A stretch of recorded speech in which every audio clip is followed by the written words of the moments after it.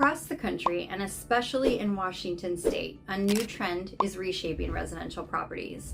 Today, we're diving into the world of tiny homes, detached accessory dwelling units, also known as DADUs, and accessory dwelling units, ADUs. Hi, I'm Theresa Jordan, owner, coach, mentor, trainer, and all things in between of the #1 Century 21 office in the Puget Sound area. As real estate agents, we're here to guide you through making the most of your property while staying within the state's regulations. Let's walk through a step-by-step guide tailored to Washington residents. First, let's understand what we're talking about.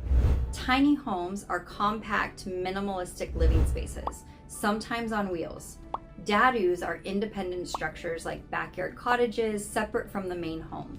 And ADUs, on the other hand, are part of the main house, like a converted basement or an attic. Before you start building, it's critical to check local zoning laws. Washington state generally supports ADUs and DADUs, but individual cities and counties may have specific rules about size, location, and design style. Many builders who specialize in these type of builds will take this off of your hands and do the legwork for you to make sure that you're able to get the proper permits and everything will be up to code.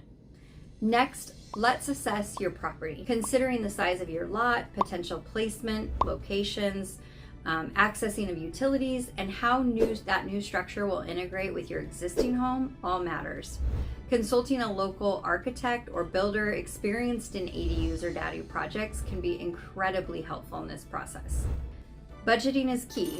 Accounting for construction costs, permits, utility connections, and necessary upgrades to your primary residence all need to be considered. Permits are essential. Visit your local building department to understand the requirements.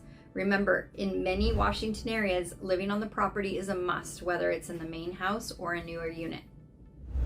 Choosing the right design is next.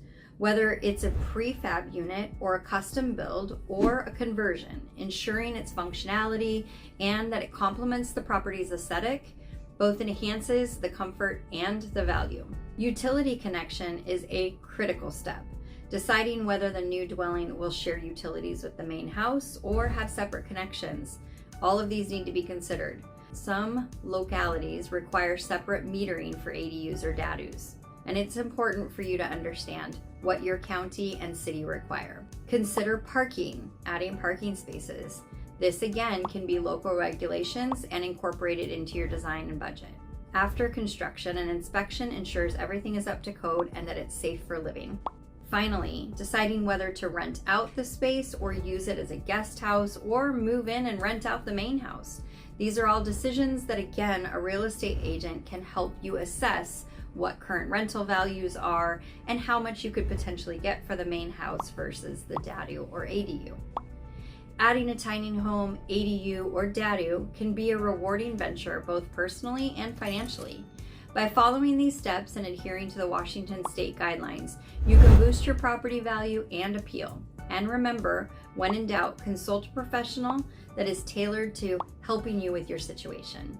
And lastly, as real estate experts, we're here to help you navigate. We're here to help guide you.